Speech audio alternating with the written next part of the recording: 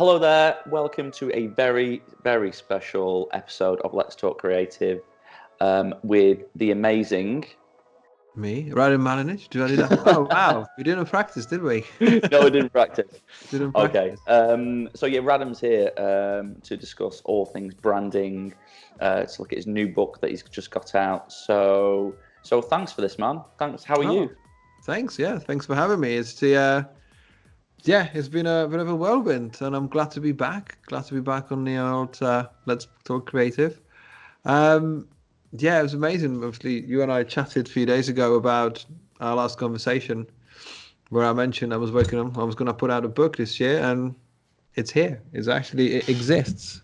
The book is there. I mean, yeah, there we go. Synchronized. We didn't practice, but we did this right.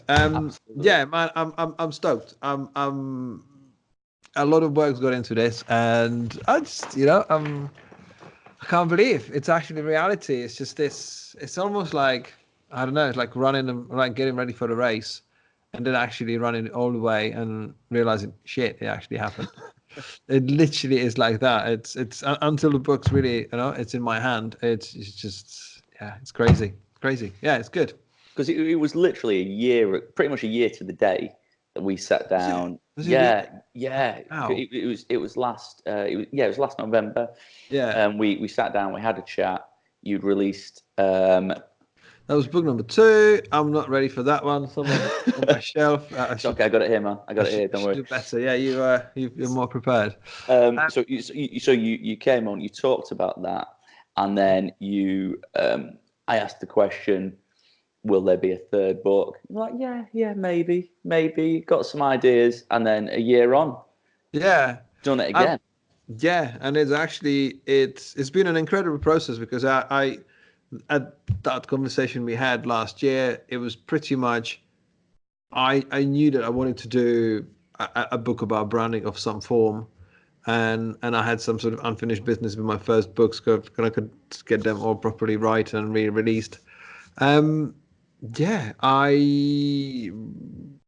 had to get it done. We were expecting another next baby, that's a second baby, in about 3 or 4 weeks. So there was no time to dither, because with the first book, people said, get your book done, because when your baby comes, you will never be, you will never finish it. So it's the same story. My wife just made this comment. She said, get the book done.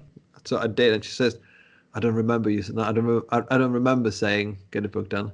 So luckily, it's all done. It's here, and yeah, it's a proud moment, because it's a self-published title. I've run my own publishing company now, as in parallel to my design studio, and I've literally been working 3 jobs over the last 3 or 4 months, and it's got to be done. I mean, right now I'm passionate about this game, and as I said earlier, like sort of did this analogy about running a race, getting ready for the race. It's just like I've been doing this for 3.5, almost 4 years, publishing books properly.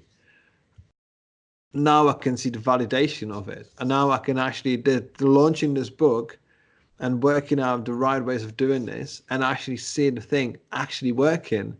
It's beyond belief. It's absolutely amazing. It's just like, yeah, it's been an amazing ride, and seeing the book and literally landing at number 1. It's a significant, non-significant category. It's a branding and logo design, but it's been sitting there since 6 o'clock on Monday. I mean, it's Wednesday evening, and it's outselling everyone 3-1, if not more. So it's incredible. That's insane. So you self-published. How come you decided to go that route with it? I'm a person who doesn't sit around and wait. I mean, I think I might have mentioned in our previous interview, like people write books about famous designers or dead designers, and I'm luckily neither of the things. Especially the latter. Oh, sorry. But look, I mean, we live in the most amazing, privileged times where if you've got an idea, you can make it happen. You can literally invent your own future, intentionally and unintentionally. I mean, all I wanted to do is to have a book to my name, that I would have a copy of a body of my work and sort of encapsulated in a book form, therefore done, because the work I did 10 years ago, 7 years ago, it's on websites that have been gone and lost, and it's somewhere on my hard drive, God knows where, or clients' offices. I just wanted to have a memory of that work, and I had something to say. I just volunteered my opinions that I've been asked on philosophies, and if I was to pitch it to a publisher, I mean, you can imagine how much negotiations and compromise there is just with a client, let alone a book publisher that, they want to be, they don't want to have a word or have a say in what you need to do. So I know that other people have published stuff in our industry, have taken 3 years of their life making the book happen. Yeah. And the return is almost minuscule because you get flimsy royalties, which are, and not even the tens of percent.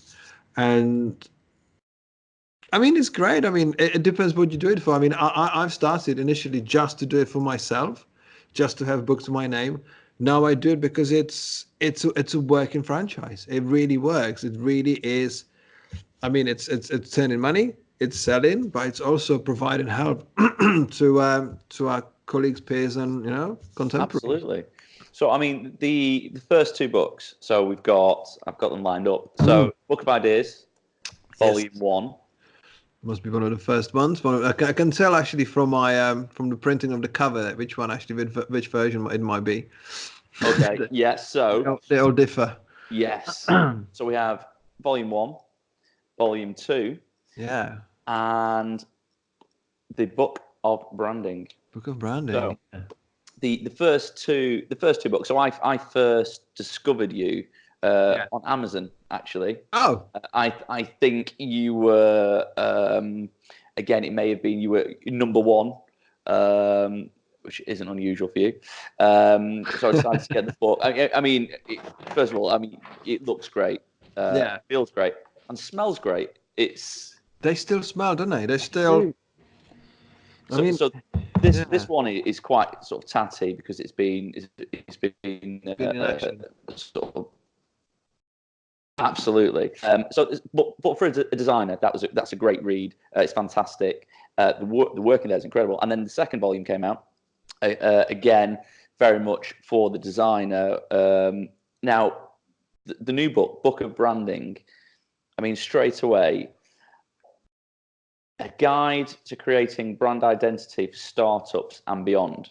Yes. So it's not just for a designer. I mean, I posted a picture of this on LinkedIn as soon as it arrived. Yeah. And the comments were, I went through it straight away, and the comments were a guy from a charity. Someone today got in touch, asking the question, would this be good for me? So a guy from a charity trying to build brand awareness about what he was doing. Would this be a good book for him? And it's yes, it's like the way it's laid out, and also the no jargon. I think is a big thing. Was that intentional? Was it intentional for? I mean, yes. I mean, absolutely. It's just like with the process of branding and creating brand identity and branding and strategy, you look at your competition, you look at what's out there available. If you're creating a new product, a new service, or a new company, you want to be doing something that others do, but in your own way, and also in a way that it's kind of almost unique. It must be still stretch and find that little white space out there and try to sort of arrive in our own little sort of, paddock. Yep. And of course, this is by no means an accident. I mean, I wanted to have a book in a different category because I feel that I have kind of maxed out what I can do with the first 2 books, and I didn't want to repeat it. But I wanted to kind of continue my own little franchise, so I just wanted to it's a book of something. And I studied my competition, I studied what's out there, and I studied what other information actually I can volunteer, because there's some fantastic books out there, designing brand identity, and David Avery's, identity design and that kind of stuff. I mean, I've got actually them somewhere there on my shelves, but those books are either storytelling books or they are very dry bullet point lists books kind of thing. And I haven't reinvented the process of branding, but I have been working with startups in one way or another for the last decade, if not longer. And the way I've formed the process is gone from feeling like pulling teeth and fighting with people over 2 versions of or 7 versions of a logo to Yep. actually having the time of my life. This is a living proof that you don't need a ton of money and a ton of experience or skills to actually create things that matter, that kick ass, and make people feel something, and feel something excellent. That's what it's all about. Like I work, and the work in this book is mainly from the last year. Wow. The case studies are mainly from last year because we work on smaller projects. There's two of us. Most of the time, it's me and a guy called Thomas. He's based in Budapest. He does lots of visuals. He's responsible for this beautiful cover, which we pulled from a client project. But it's a collaboration of skills.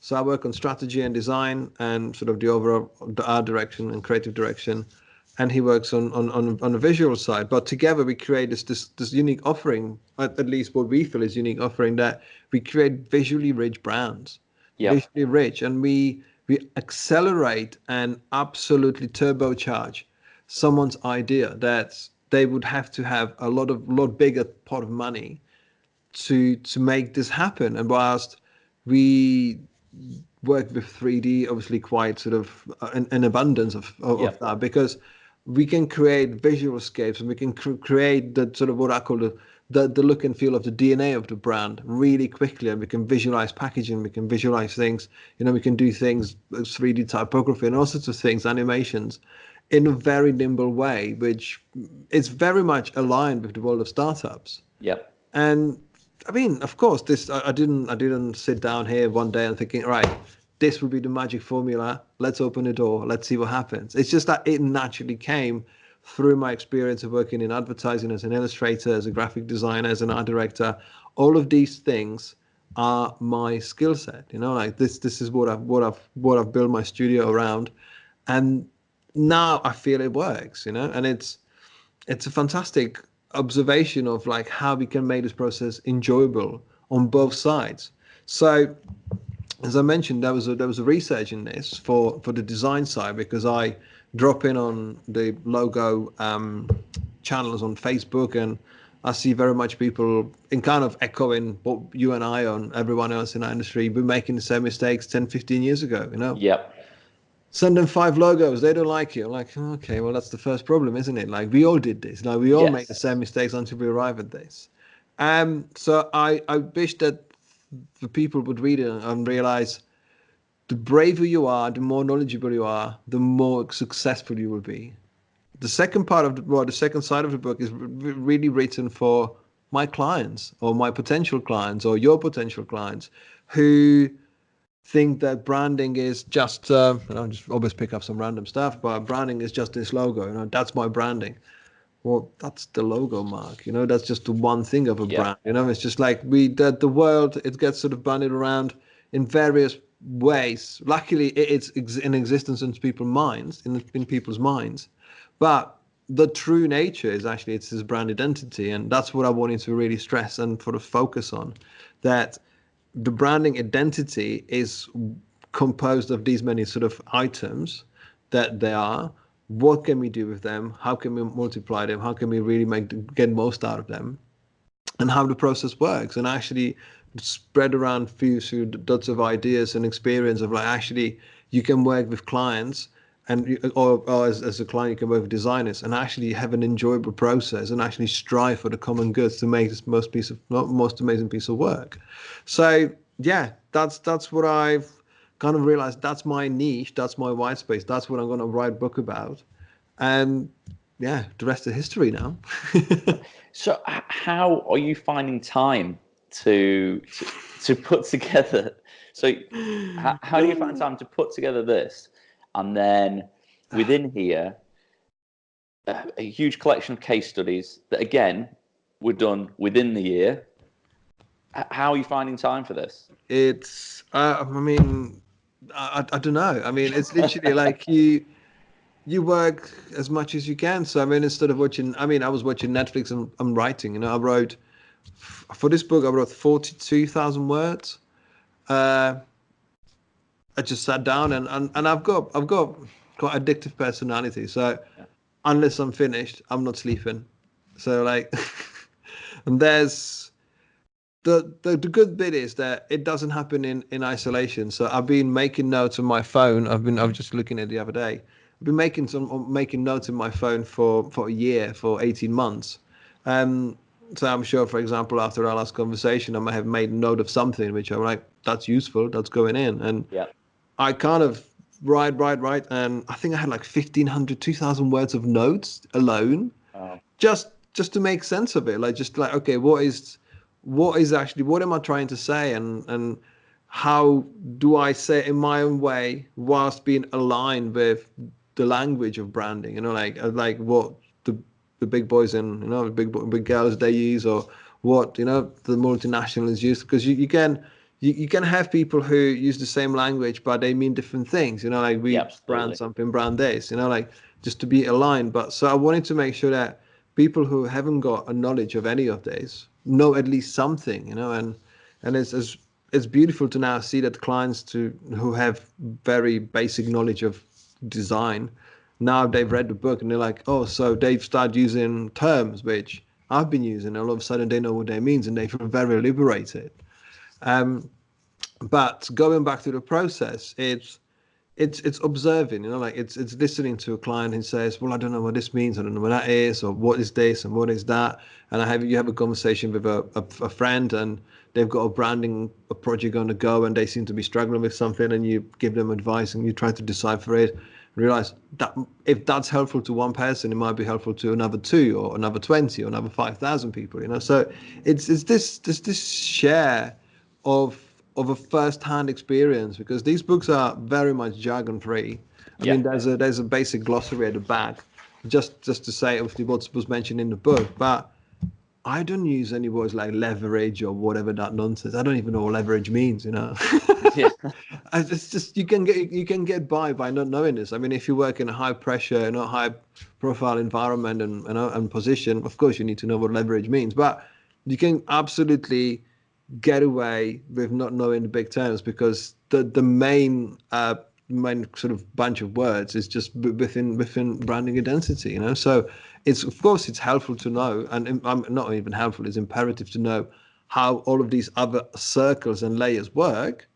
But for what we do, the more clearer and more direct and simplest language is what makes the most direct and clearest and simplest branding system, which is most hard hitting. Like, I think, what was that quote? Like, if you want to make it successful, make it simple.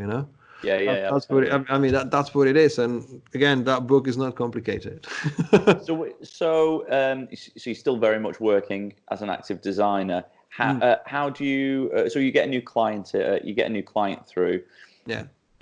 Who need some branding work doing. How do you start that conversation? What sort of questions do you ask? I mean, it's luckily now I've actually redefined it now, because if you've seen it in the book, it's literally three sections. So, and that's pretty much how we structure it. So planning is the first one.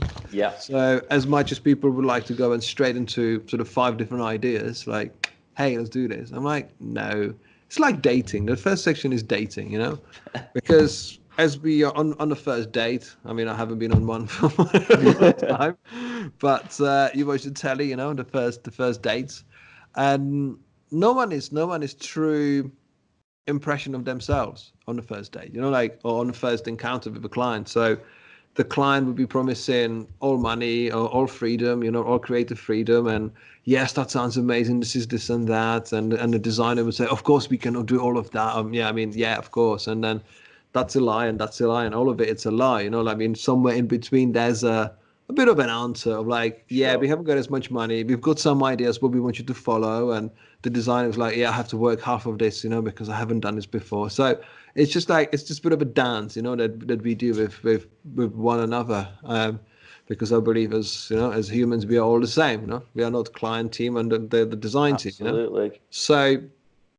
I just believe in sort of getting to know people, very much getting to know, and actually explaining to them that for what they're trying to achieve, you really need a package of actually a brand toolkit or deliverables or elements that will actually help you succeed, because it happens even to the biggest names in the industry, where you get somebody who says, I want to start XYZ, do us a logo and we'll see how we get on, and we might come back for a business card. And you're like, how is that possible? It's like coming to a dealership and say, fancy having a car, I'll buy a steering wheel, let's see how I get on, I might buy some tires, like, yes, you might also need the seats and other things, that's I feel is the package, like, or getting a front door and hoping that the rest of the house will look pretty, where is it, so it's a bit of an education. I mean, we all need educated in some different ways. I love working with different types of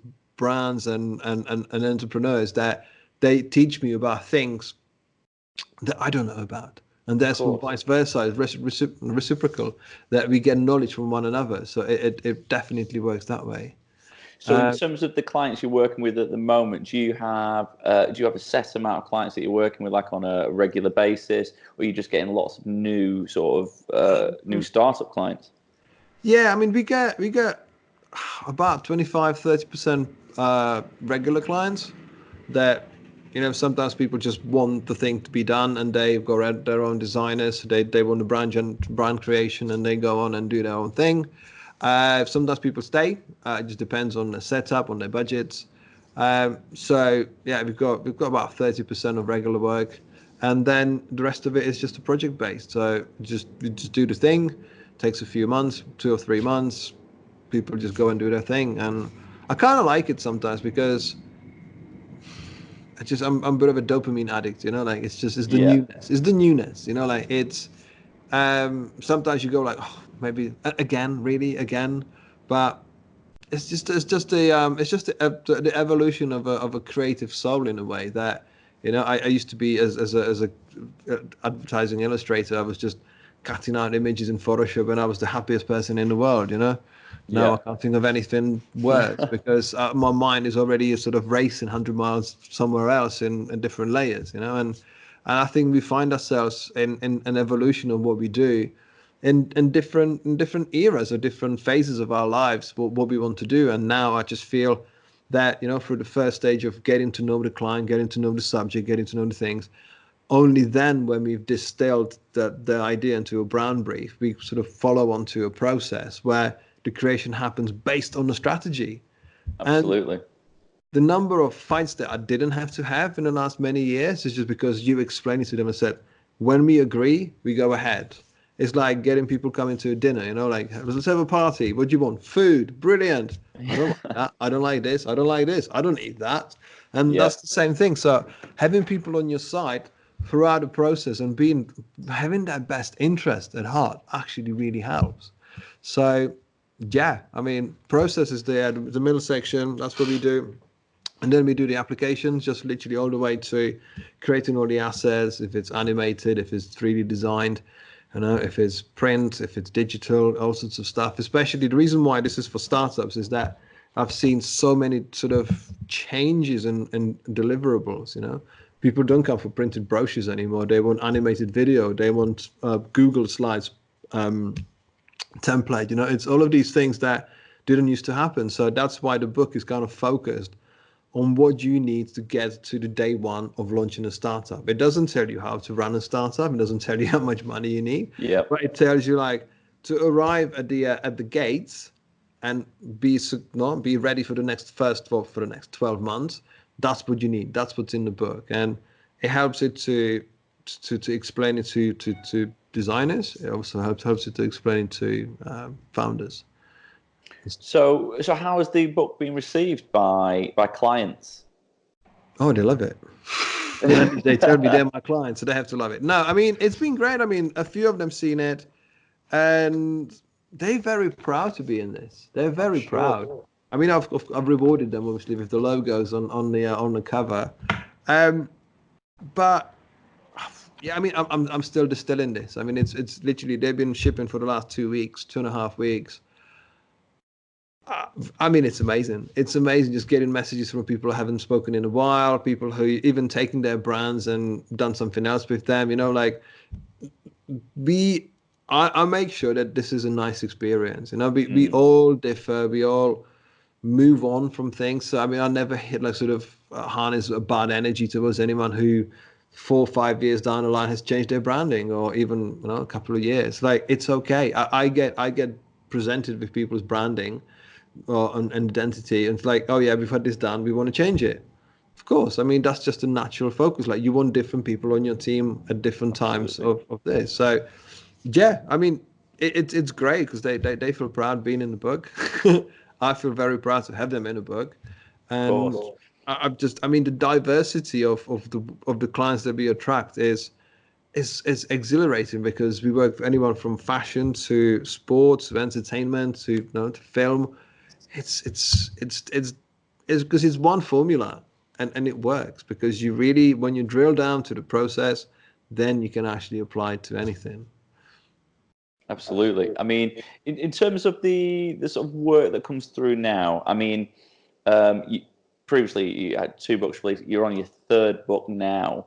Are people actively seeking you out as the brand guru? People seem to label me like that. I would never think of that too easy myself. I will see what happens on the back of these books, but yeah. The previous books were very much a group grade proof of work. So if I was to go to a meeting, and if I was to go, let's say, against another 4 companies, my book would usually be the one thing that seals the deal. But I don't see it that way. I mean, I quite purposely try to stay away from publishing any of our work online in any of the sort of under consideration websites and that kind of stuff. My Behance profile has been criminally unmanaged in a way, but I put my energy into my own traffic. So my website is sort of my website, even though that's I've redesigned and recoded our website a few months ago, but I still haven't relaunched it. It's just like, because I've been busy with the actual thing that are the main mechanics of what we do, and we will see what happens. I mean, we've got plenty of work to do, and there's inquiries coming all the time, but absolutely. I don't know. I mean, as I say, I mean, I don't think that I have reinvented branding, but it's not also like the visual style that we do is not for everyone. And we just, the people who align with the story and kind of what we can do for them. And obviously we don't hard sell this sort of stuff all the time, but it's people who get excited by it and they see that they can apply it to their business. So I wouldn't call myself a guru, that's for sure. So if you were to split your time up, then how much time are you spending on client work? How much time are you spending on something like this? And of course, your talks that you do as well. I mean, you're always about doing bits and pieces. I have stopped doing talks for a while just to focus on the book. Currently, the book was about 50-50 with work. Yeah. It does. I mean, I have to say, I mean, you don't make an omelette without breaking a few eggs. So I had to make a few groveling calls to some of my long-term clients and say, I'm back. Sorry, like the thing's about taking a little bit longer to come back, but when you've got a few clients back to back, on top of new inquiries and stuff, and even now there's 2 long-term, mostly two full-time designers, well, like me and the others were full-time designers plus some freelancers. I mean, something's always going to go wrong. So you can't create a book and whilst having to work and everything else. So you're going to upset a few people, unfortunately. And it happened pretty much in all of the books. But it's a sacrifice I have to make. There is no amazing time like the time doesn't land in my lap and say, okay, everything's clear, you've got 3 months to make a book. Like, that never happens. That will never happen, and I've learned to understand it. So I think I've been here for 12 hours today. And I mean, I've got a short day tomorrow, luckily, but I've been here for 12 hours. I think I did about 3 or 4 hours on the book. The rest of it was on clients. I just tried to weave it in because it will never happen. Otherwise, it will never happen. And I've got another I've got a plan to do 2 more books. 2 more books. 2 more books is my double album. Wow. And this time I'll try to do it more on an ongoing basis, because I normally would just do the research and then really try to sort of do in more compressed time just to do the book. So this whole thing took about 3.5 months from start to finish. Whereas I think I want to try to do something on a more ongoing basis, so I don't have to sort of literally sit like this with my laptop and go, oh, I'm still writing. I mean, I've got a method, but it's quite, as I think I just mentioned, I mentioned it to someone, it's like a running a marathon. So you're training and you're making notes, you're doing things, so you're getting ready, and then the marathon happens, and it's just like, it's a full-on blast. And I was writing for 4 or 5 weeks. I was editing, I was designing, I was getting notes. So just all of this happens before any promotion happens, before any sort of digital marketing happens and stuff. So all of these things on top of everything else, it's a bit of a head fuck, right? It's a lot. And in a way, it's an exciting time because it's full of adrenaline. And I was not sleeping between 2 and 5 in the morning, or I was waking up at 2 for the day because I was overstimulated. I was writing 5 chapters in my head. I was editing. I was promoting. I was writing press releases and whatever. And it's amazing, but what goes up has to come down, and the fatigue that follows. It's incredible. I mean, I've literally cut out all alcohol. I've literally cut out all sugar just to be on top form, just to make it happen. Oh, really? Yeah, and it worked. It worked. As a parent, like you never sleep, so that's literally like sleeping half of the hours, like being stimulated. But it's possible to get it done. But you literally, it's like training for marathon, getting it done. And somebody said, why don't you start on another 2 books now? I'm like, dude, I didn't get holiday as a result of this. I've got my work list is still as long as it is. I have to carry on. So, no. 2 books. 2 books, yeah. I'm planning to do another 2 books. And you know which ones they are. Because I told you a year ago. You don't remember? No. So no, I'll tell you later. It's in the recording. But no, they'll still be in a series, but I'll just see. I mean, I've got a year and a half to make them, but I know what I want to do, and it's a book for freelancers. Literally, it's a guide to freelance career, and the second book that will follow, and actually they'll be released at the same time. And the second book will be about a book of mindful creativity.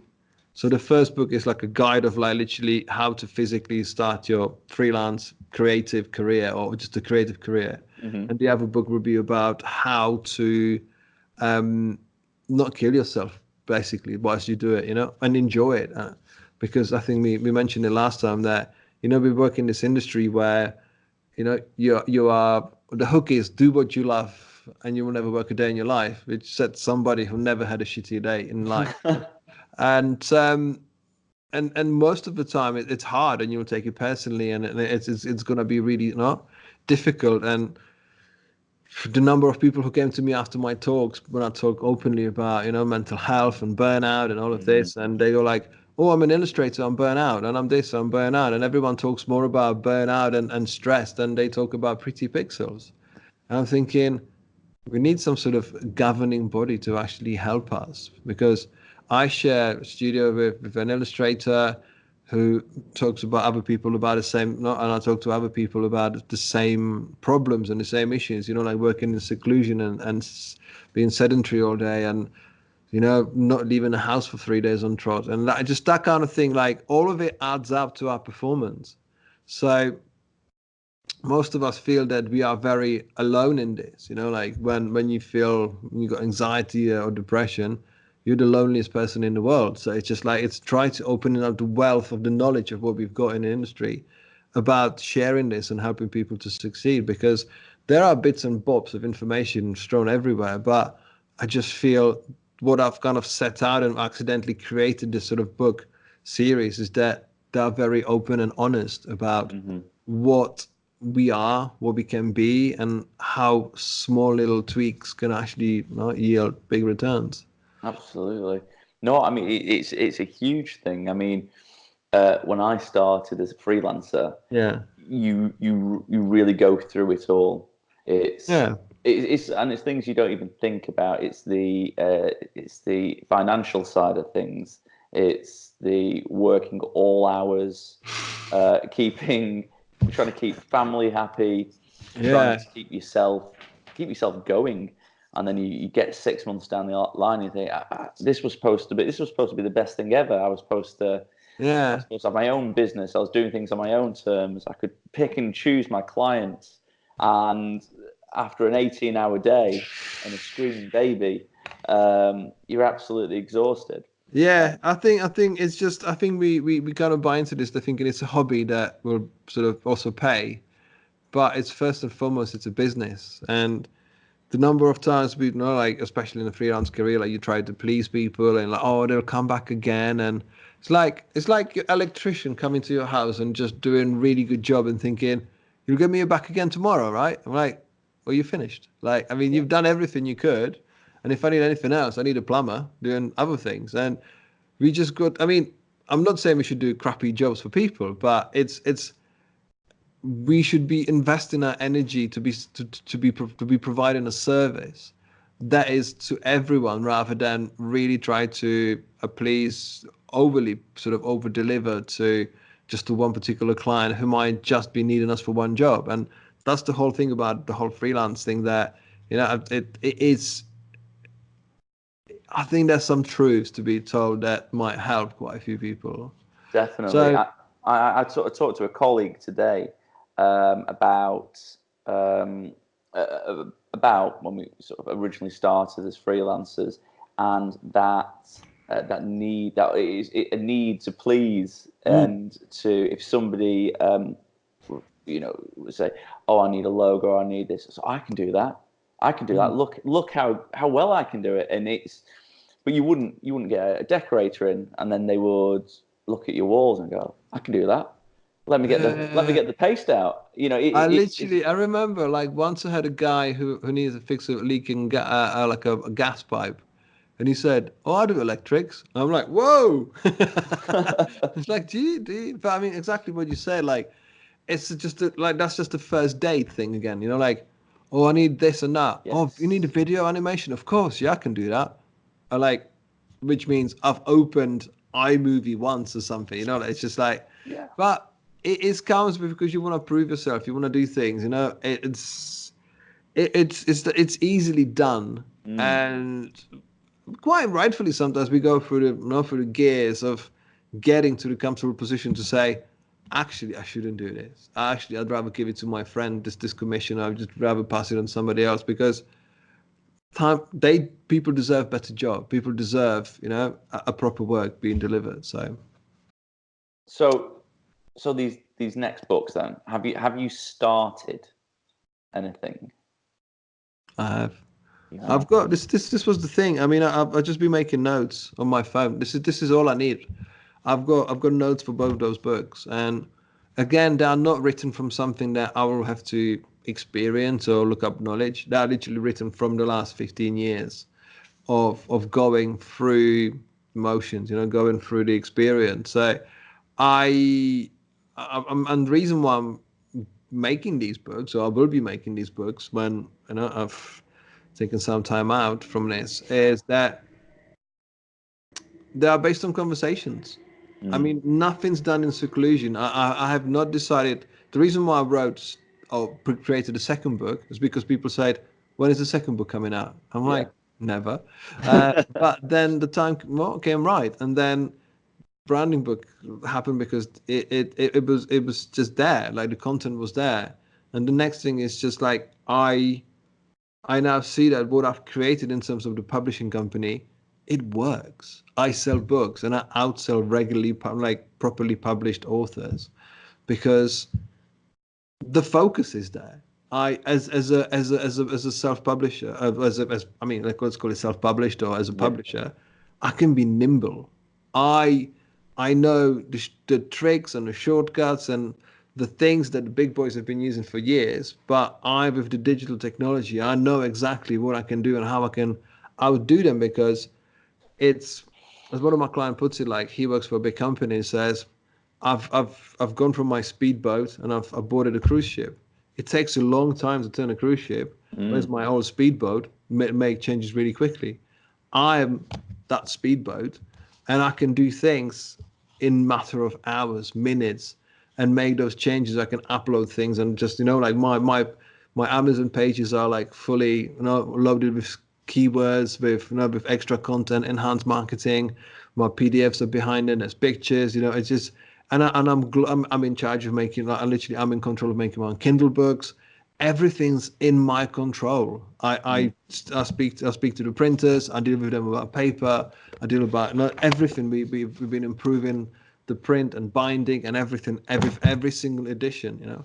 And that's what makes the process also enjoyable, because you see things improving, you see things being made, and they are not just something that I've dropped off with the publishers, designers, and editors, and something else would come back to me. And this is pretty much also the reason why I've started my own studio, because I wanted to deliver fully rounded product that's amazing from start to finish.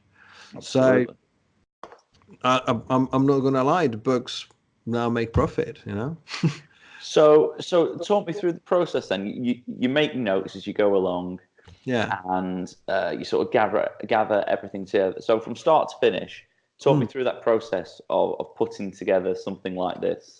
So it would start as a skeleton. So my idea was, okay, it was a book of branding. I think initially, I actually might be able to look it up. I think initially this book was meant to be called Brands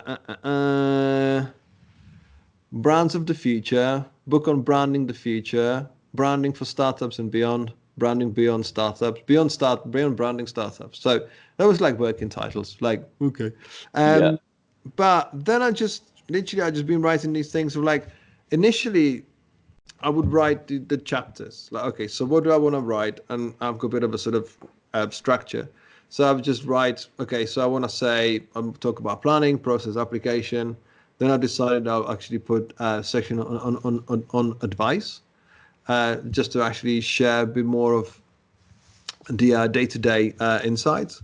And then when I settle on the chapters, okay, so this is the order, this is what I'm going to do, then I would expand on this by writing bullet points for every chapter. So in this case, I wrote this sort of the structure of every page. So, like, what's the introduction? What's the joke? I was trying to be funny. So what's the joke? What's the funny anecdote? What's this point in action? What's the thing to avoid? What's the next step? What's the online resource? So I had like a 10-point list for every single page, and I would pre-write these points, literally like a half sentences. I wrote 75 of those, so that was the 75 points for the book. So like 3 times 15 plus another 15 plus another 15 case studies, that makes 75. And I was like, okay, so once I've got this, I'm trying to think in 6, yeah, that's 75. 75. And once I knew that there's no content overlaps, that all of these sections make sense, then I would go back to the start and write every single page. So I would not write a single page of copy until I have everything sketched out. And so once gone back to the start, I had more time to actually think and observe about every single point. So I would be writing the pages one by one. So then it's more or less the same as the branding process. Like, you make yourself clear what you're trying to do, what's your strategy, what you're trying to say, what's your colors, what's the thing. Then you're going to make the logo, and that's exactly what it is the book. So the process of actually writing just the copy alone was just 4 weeks, just day to day, just writing whenever I can. I would take the day out and just write on my phone, my laptop, whenever everyone's asleep, or 5 o'clock in the morning, just try to get it in. And the beauty of it is that it's just, again, like going to the gym. The more you exercise, the more you're happy to go back to the gym, right? Absolutely. So, yeah. That's just that's where it sort of goes to. And then when I had a copy, I would hand it over to a book editor. I've been working, as you can see in the book, I've been working with Emily Gosling for the last 4 years now. She's an incredible editor, copywriter, and she's a design journalist. She quite savagely cuts down all the content. She cuts out all of my jokes. There was lots of jokes which are not there anymore. Sometimes I'm like, where did it go? She's like, I just didn't get it. No. So we did that. She took about 2 weeks to edit. In the meantime, I was already working on the flat plan, which normally just involves lots of staring at like the 256 pages in InDesign going. But again, mathematical reasons. Like I just divided a number of pages, sections. What I wanted to do, I wanted to have a rhythm to the book. Mm-hmm. So that's what I did. I realized that I have too many case studies and not enough pages left, so I had to cut out a few case studies to end up at a dozen. And then, whilst the book was has been edited, I just started sort of laying the content and see what I can do with it. It's easier to be making a book for the third time because you know what works and what doesn't work, and you find new shortcuts in InDesign. You find new ways of like you using it that actually is even quicker, and using your template files better, and it's more exciting. And I have listened to the feedback from people and say, like, can we have a bigger copy, and can you make some black and white pages, and it's only fair to have a book with 25,000 words that most of them are just in black and white, because the previous books, which were obviously on color, only like the case studies. Like you can do the odd case study, but I just wanted to find sort of ways of improving on this. So design takes a couple of weeks, and then it goes to proofreading, goes to production. I'll show you. Put it here. Looking at it today, I've got the press sheet. Oh wow! So this is how it comes out on press. This is what I get because I didn't have time to go to see it actually on the print run. So that's where it is. It goes to. So as soon as it comes from the press, I get sheets sent to me. It was obviously too late to change anything. But the production takes 15 working days.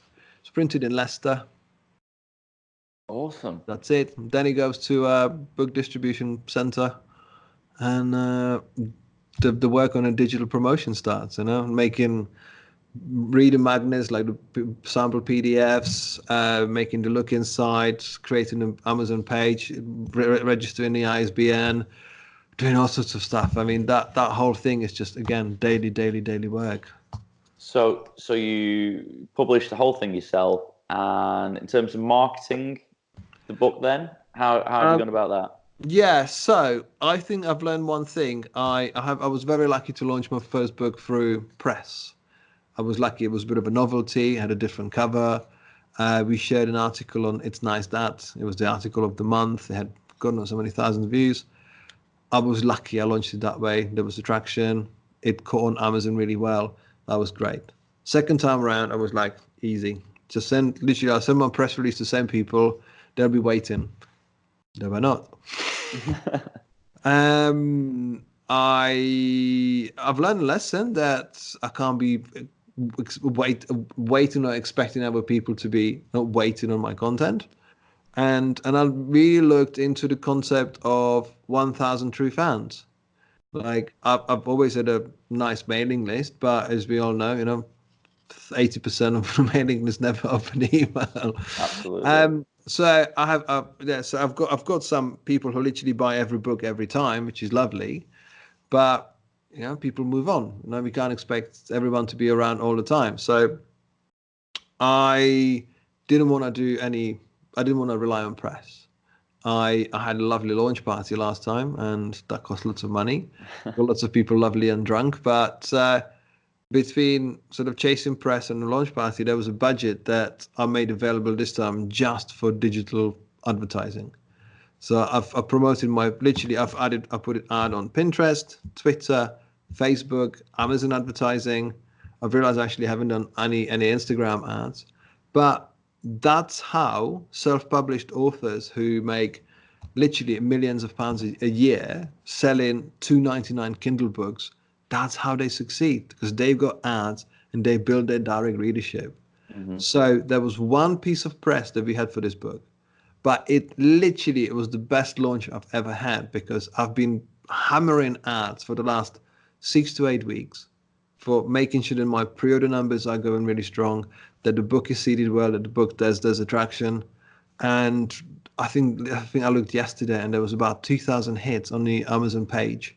Wow. In the last 72 hours, just from ads. That's it's insane. Incredible. Like it works. You just literally, you put, like, just like the brands use PR as an addition to earn media, more or less. They spend money on advertising. Apple advertises all the time. We know what Apple does. You know, you read about it in paper, but they advertise. Everyone puts money in advertising, and that's how it works. So it's incredible to watch that strategy that I should have applied in the first place has worked this time. And I'm looking at competition titles, like competitor titles, or, you know what I mean, we're all friends, but, you know, it's the things that are done by big publishers, and you see that stuff going that way, you know, like, wow, you know, if you don't, you know, it's just this thing, like, it's great to have the knowledge, but if you don't do anything about it, it will never work. Absolutely. So I knew I needed to do adverts last year, but I didn't do them, and I watched the thing kind of just, it did okay. Yeah. But it should have done better if I was to apply myself, and that's what I did just now, and it worked. It's incredible. But so you know what the 4th and the 5th book's going to be. Yeah. So your 6th book will be a book on design jokes, and your 7th book will be how to promote a book. How to make books, yeah. How to make and write a book. Maybe, yeah. I mean, it's definitely not finished. It's just my thing was like 5 and 5. And 5 and 5 years. That was never a plan 5 years ago. That's planned now. Yeah. But I loved reading about. There was a page. There was a story in Guardian when they were talking about Ed Sheeran, who was interviewed by some dude 7 years ago. And they say, Ed, what's your plan? And he was like, Ed basking in Camden or something. And it was like, right, so I'm gonna make 5 books. Sorry, you said I'm gonna make 3 albums. All based on mathematical, you know, terms, divide, whatever it is, divide, multiply. So then I'm gonna make a compilate, like a collaboration album with the biggest stars in the world, and then I'm gonna take it easy. And that was 7 years ago, and the guy was like, "Yeah, right, Ed, whatever, okay, enjoy yourself." That's exactly what he did, and it's just like that single-minded focus on this is what I'm doing right now. I could have been doing all of the other things other people do. I could be making an app or running a startup. I could be doing something else. But this is where I found myself, where I feel truly alive and I feel truly at home. And yeah, if there's one thing that I wish I had 20 years ago, is actually that focus of like, okay, what is my plan? What do I want to do? It takes time to ripe. You know, it takes time to make sense. It takes time for us to really find what is it that we want to do. And it took me 35 years properly. It took me 20 something years to get into design, and then another almost a decade to really say that's what I'm doing. Like, this is what I'm really gonna step it up, because no one's waiting for me to be better. I need to prove it to myself. And when I was writing the second book, I've come up with a concept of a creative athlete. You know, when you see that Usain Bolt ready to run, he's just him on his own, but there's hundreds of people behind him. Like, there's teams and teams of people making sure that he's amazing, that he runs as fast, you know, that he's got everything sorted. Whereas as a designer, you're pretty much on your own. Yeah. Well, what do you need to know? You need to know how to run that race and how to have those people behind you. Like, you need to be really all multifaceted, all-rounded article to really provide the best thing for your life and for your career, for your journey, because no one's waiting for you to be amazing. No one's pushing you. And that's what it is, like that realization, that the focus that we can change, and this might sound a bit out there, but we can change the future. We can change the future if we try hard, because there's been countless of people in our history who have decided that they will do something about all of this. Like we're not. It's all about sharing information, sharing of our passion, and sharing of our knowledge that we can collectively achieve stuff in incredible ways. I mean, we spoke last time, and what I took from our talk was you were incredibly focused and very passionate about what you were doing. Since I talked to you the other day on the phone, and we're talking now, you seem even more focused. It's almost like you've got the book down, you've got the marketing around it down, and you're like, okay, I know what I'm doing now. Bring it on. Yeah, I think. I mean, I'm glad it shows because I've just cut out on the extra noise. So Sure. being a dad, that works. When you're a dad, you don't go out. Yeah, that's true. You don't go out. I don't even casually have a beer. Like so, I have really kind of cut down on the things that are the extra noise. So when I saw you last time, I was doing 20, 25 talks a year, and which was a lot considering everything else. But I've cut those down as well because I really admire how authors, they are not, like they don't produce a book and they go on tour and spend all the advances or whatever. Author writes every day. A good author writes every day because that's what they've decided to do. I'm a creative. I create every day, but I've also decided to do this. So I need to find the sort of this middle of the Venn diagram where, I write, create, and honestly, that's what I want to do. And I realized that I'm now excited about doing this. Therefore, I do it now.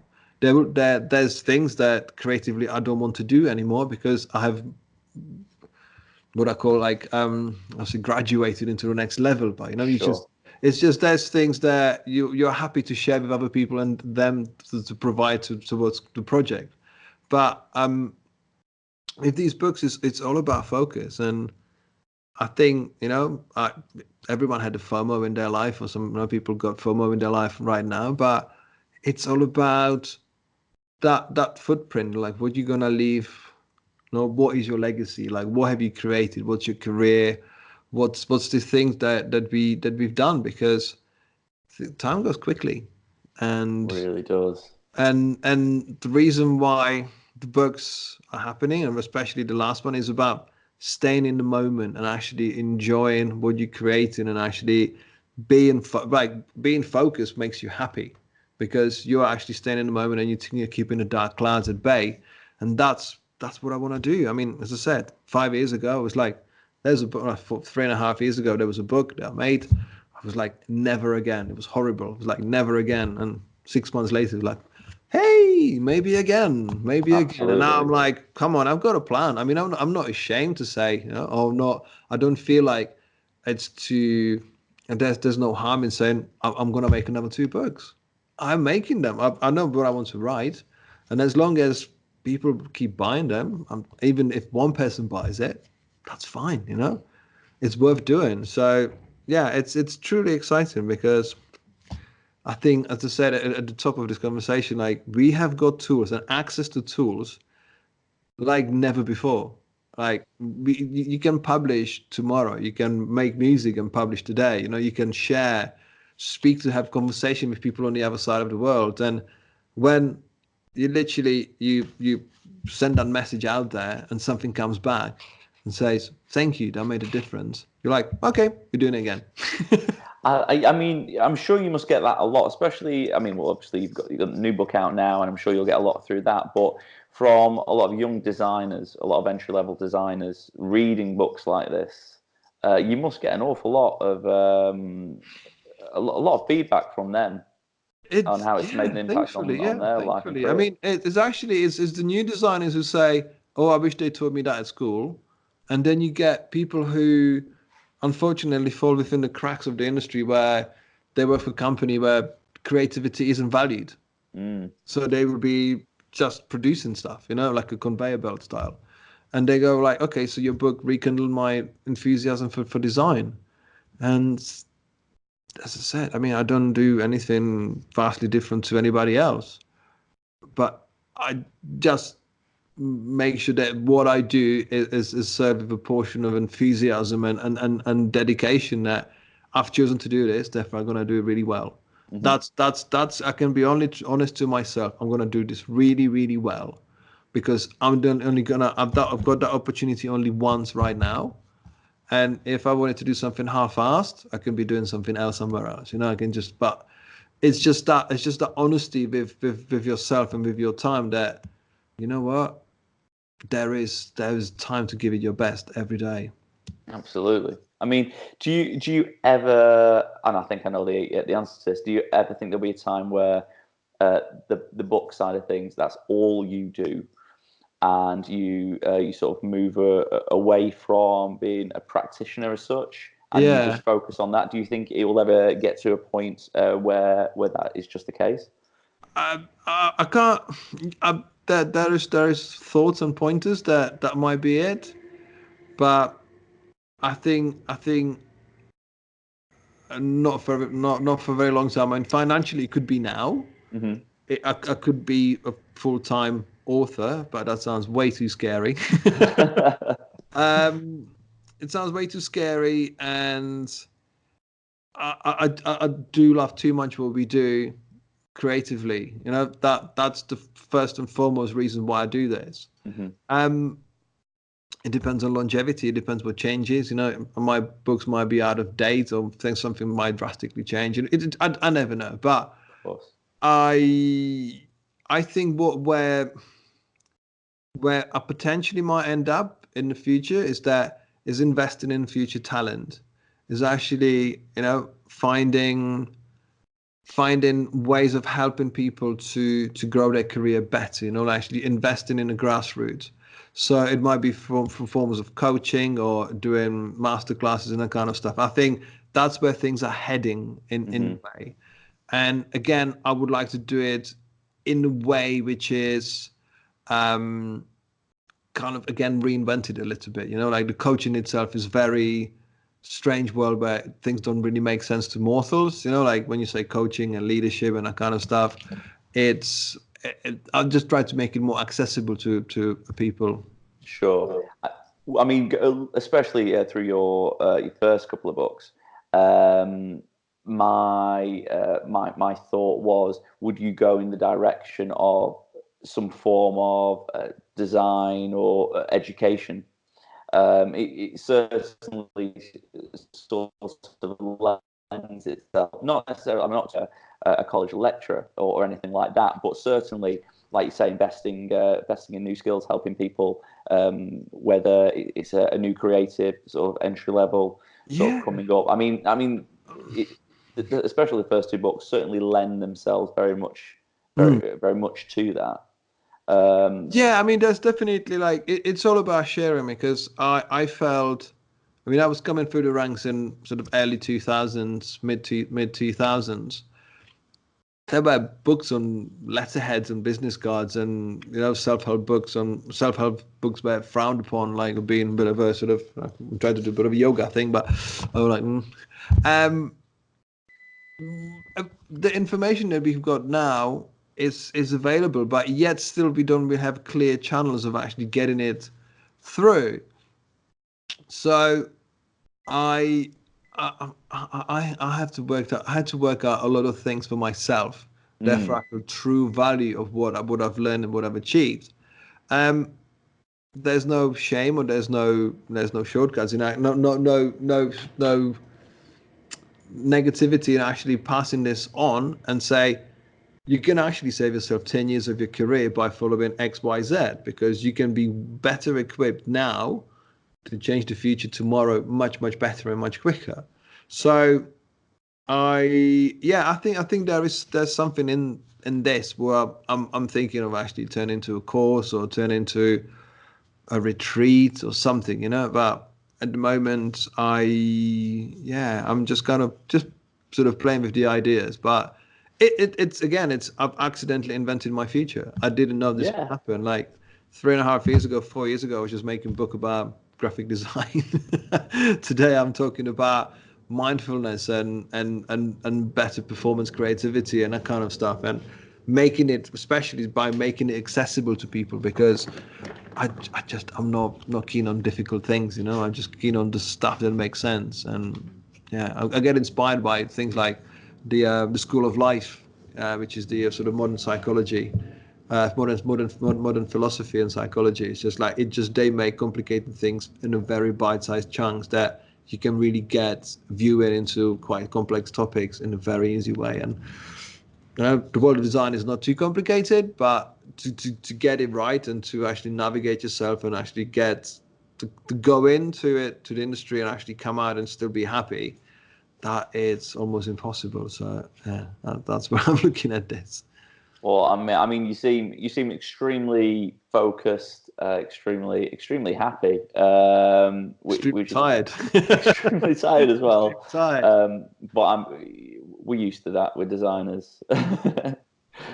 But no, I mean that it's been great to talk to you. Thanks for having me on again. Yeah, no, I'm sure we'll have another one of these in a year's time, or 18 months. I mean, March 2021 is my deadline, so we'll see. Okay, I'll pencil it in. I'll pencil it in. I'm gonna have a baby boy in about 3 to 4 weeks. That's 6 months of nappies and chill. Well, not chill really. It's like it's like saying get Brexit done, isn't it? Just like. Yeah, but look, we'll be in touch, and thanks for your support. I really appreciate it. Oh, always. Big fan, and thanks very much, mate. Thank you, man. Cool. Thanks for having Take me. care. Cheers.